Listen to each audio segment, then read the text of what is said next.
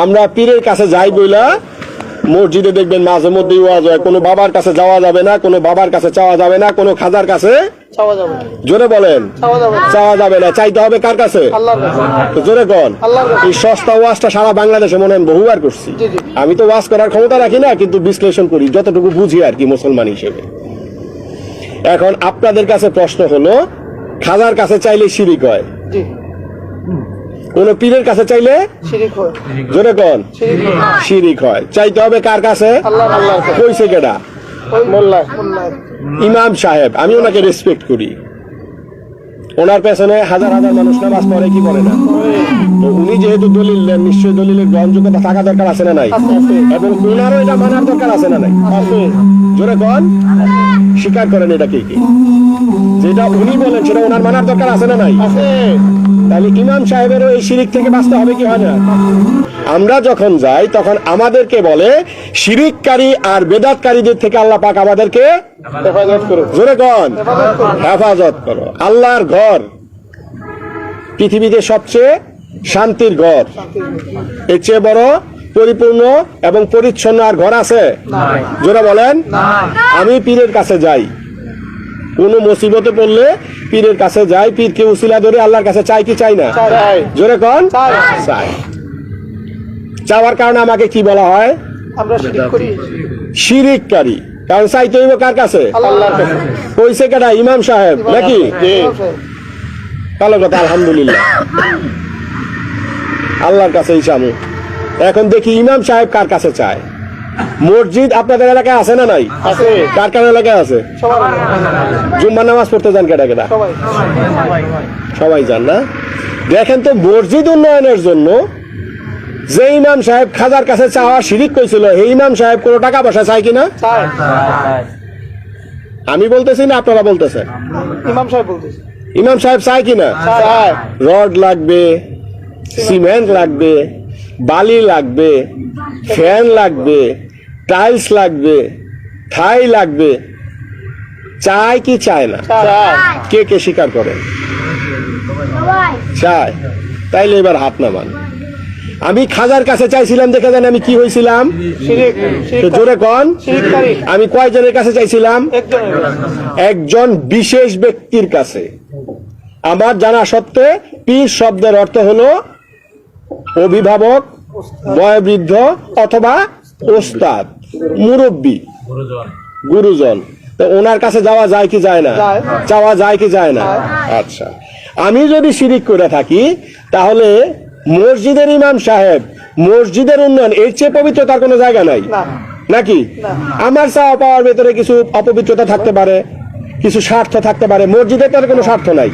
তাহলে মসজিদ উন্নয়নের জন্য কার কাছে যাওয়ার কথা? আল্লাহর কাছে। একটু জোরে কোন। কইছিল কেডা? ইমাম সাহেব। ইমাম সাহেব। এখন ইমাম সাহেব চাইছে কার কাছে? ব্যক্তির কাছে। তো জোরে কোন। আমি কয়জনের কাছে চাইছিলাম? তো জোরে একজনের কাছে। উনি যে এত মানুষের কাছে চাইছে, কে 5 ওয়াক্ত নামাজ পড়ছে উনি জানে? কে 1 ওয়াক্ত নামাজ পড়ছে উনি জানে? কে সুদ খাইছে উনি জানে? কে ঘুষ খাইছে উনি জানে? কে চুরি করছে উনি জানে? কে ভালো মানুষ উনি জানে? কিন্তু কোনো কিছু না জানি না আপমার জন্য সদারের কাছে চাইছে না চায় নাই? এইখানে ঘুষখোরের টাকা নিব না এই কথা একবারও বলছে? দুর্নীতির টাকা নিব না এই কথা বলছে? আমি ওই দিকে গেলামই না, ওই চাপটারেই গেলাম না। আমি একজন ব্যক্তি কামেল মোকাম্মেল একজন মুরব্বীর কাছে গেছি, দেখা উনি আমাকে শিরিককারী বললেন। উনি আমজনতার কাছে চাইলে কি হয়? শিরিক হয় না। শিরিক তো হয়। এখন একটু উত্তর দেন। শিরিক হচ্ছে। আপনি আমারে চাইতে গেছেন কার কাছে? আল্লাহর কাছে। আপনি চাইলেন কার কাছে? ব্যক্তির কাছে। জোরে কোন। ব্যক্তির কাছে। আপনি চাইলে শিরিক হয় না, আমি চাইলে শিরিক হয়। তো জোরে কোন। এখন বলেন, এক মুখে যে দুই কথা বলে তার পেছনে কি নামাজ হবে? না, মুনাফিক। মুনাফিক। আমি কাউকে কোনো খারাপ মন্তব্য করি না, প্রশ্ন আপনাদের বিবেকের কাছে। আপনারা এখানে উপস্থিত আছেন, আমিও বাংলায় বলতেছি, আপনারাও বাংলায়। আমাকে একজন কামেল মোকাম্মেল ওলি আল্লাহর দরবারে গেছি বলে শিরিককারী বলা হয়, কিন্তু আপনি আমজনতার সাথে কথা বলতেছেন। এরপরে যদি শিরিকের কথা বলেন, একটু পরে বাসায় যাইবেন, বাসায় গিয়ে বলবেন বিবি এক গ্লাস পানি দাও, অনেক পানি তৃষ্ণা পাইছে। পানি চাওয়ার কথা কার কাছে? আল্লাহ জোরে কোন? আল্লাহ চাইছেন কার কাছে? বিবি কি খোদা? না এরপরে কইবেন খিদা লাগছে, ভাত দেও জোরে কোন? বাদ দিব কেডা? বিবি বিবি। আমার হিসাবে তো বাদ দেওয়ার কথা কেডা? আল্লাহ আল্লাহ। সত্য না মিথ্যা? সত্য চাইছেন কার কাছে? বিবির কাছে বিবির কাছে। বিবি কি খোদা? না আরে মিয়া সাহেব, আপনি যদি এক গ্লাস পানির জন্য শিরিক করতে পারেন, আপনি যদি একবেলা খাওয়ার জন্য শিরিক করতে পারেন, তাহলে আমি আল্লাহ আল্লাহ রাসূলকে পাওয়ার জন্য অনন্তকাল কামেল মোকাম্মেল ওলি আল্লাহর কথা আমি শিরিক করতে পারি। আপনি যেদিন ওই শিরিক ছাড়তে পারবেন, ওই দিন আমি ওই শিরিক ছাড়তে পারবো। প্রকৃতপক্ষে আমরা শিরিক করি না, আমরা ওলি আল্লাহকে উসিলা ধরে আল্লাহর দরবারে চাই। কেন ওলি আল্লাহর উসিলা ধরি? কারণ আমার চোখ অপবিত্র, আমার মুখ অপবিত্র, আমার জবান অপবিত্র। আমি মনে করি যে আমার এলাকার যে চাওয়া পাওয়া আছে, এলাকার চেয়ারম্যানের কাছে কইলে জিনিসটা সিগনেচার করে দিব, কাজ হয়ে যাবে। মনে করি কি করি না? এলাকার এমপি যদি একটু সুপারিশ করে দেয়, কাজটা মনে করি কি করি না? ঠিক একই ভাবে আমরা যারা তাসাউফপন্থী মানুষ, আমরা বিশ্বাস করি যে কামেল মোকাম্মেল ওলি আল্লাহ যখন একবার হাত তুলবে, একবার তার জবিন মোবারকে বলবে, আল্লাহ পাক নেক আর তা কবুল করে নেবেন। যার কারণে আমরা কামেল মোকাম্মেল ওলি আল্লাহর দরবারে যাই। তাই আমি আপনাদেরকে উদারত আহ্বান জানাবো, আপনারা যারা এখানে উপস্থিত হয়েছেন, এই শিরিক আর বিদআতের ফিতনা থেকে আমাদেরকে বেরিয়ে আসতে হবে। আমরা স্বাভাবিকভাবেই বেদাতকারী শব্দ একটা ব্যবহার করে আমরা মুনাজাত করি, বিশেষ করে জানাজার নামাজের পরে মুনাজাত করি কি করি না? দাঁড়ায় কিয়াম করি কি করি না? দাঁড়ায় কিয়াম করি কি করি না?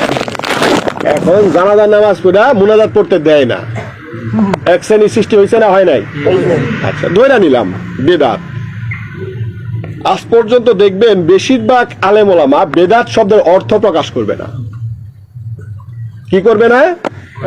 অর্থ প্রকাশ করবে না। বেদাত শব্দের অর্থ কি? বেদাত কয় প্রকারের আপনারা জানেন?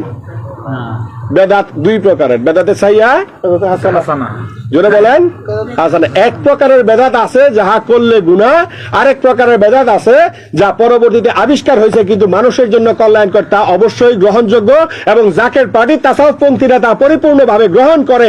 কিন্তু আমার কথা হলো, আপনি বেদাত বেদাত বললেন, আল্লাহ রাসূলের জামানার পরবর্তীতে যা আসছে সবই বেদাত। আপনি যে মোবাইল ব্যবহার করেন, এটা কি বেদাত?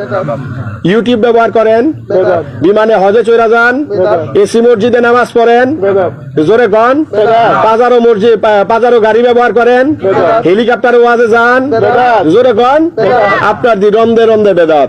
এই বেদাতের ব্যাপারে কোনো মাসলা নাই। আমি একটা মানুষ মৃত্যুবরণ করছে, ওইখানে শোক সন্ত পরিবারের সবাই আসছে, ওইখানে হাত তুলছি। কিছু নাবালক আছে, কিছু বৃদ্ধ মানুষ আছে, কিছু মধ্যম বয়সী মানুষ আছে, কিছু আপনজন আছে, সবাই হাত তুলছে। তুলে কি কারোর বিরুদ্ধে গীবত করে? বাজে মন্তব্য করে? গালিগালাজ করে? যে ক্ষেত্রে একটা মানুষ চলে গেছেন, সেই মানুষকে উসিলা করে আমরা হাত তুলছি। আমাদের প্রত্যেকের মন নরম আছে না নাই? অতএব এইখানে আমাদের কারোর চোখে পনুক আর নাই, পানি নাই বা পড়ুক, ওই এতিম সন্তান, ওই আত্মীয় স্বজনে যারা আছে, তাদের এই চোখের পানির উসিলায় আল্লাহ পাক আমাদের সবার দরিয়া দরিয়া গুনাহ মাফ করতে পারে কি পারে না? জোরে বলেন, পারে কি পারে না? এইটা থেকেও আমাদেরকে এখন বিতাড়িত করার জন্য এই জানাজা নামাজের পরে দোয়া করতে দেবে না, কবর জিয়ারত করতে দেবে না, দাঁড়ায় মিলাদ করতে দেবে না, এই সমস্ত ফিতনা থেকে যেন আল্লাহ পাক আমাদেরকে বাঁচার তৌফিক দান করেন। তাই আমি আপনাদের সকলকে উদাত্ত আহ্বান জানাবো, আপনারা যারা এখানে উপস্থিত হয়েছেন, এই সত্যের পথে, আদর্শের পথে, তাসাউফের পথে